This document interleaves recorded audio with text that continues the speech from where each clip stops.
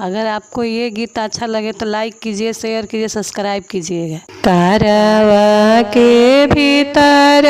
कौनी बेटी रोदना पसारेली,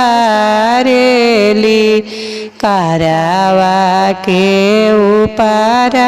कौनी दुल्हा धनी समझावेले,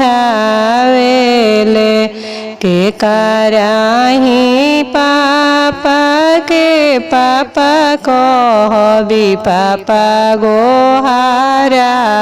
इबी, के कारा पएते लागी सोई बोयामा के बिसारा इबी, हमारा ही पापा के पापा कही हो पापा गोहरई हो, हमारा पएते लागी सोई हो आमा के बिसाराई दीह, कारवा के भीतर कौनी बेटी रोदना पसारेली,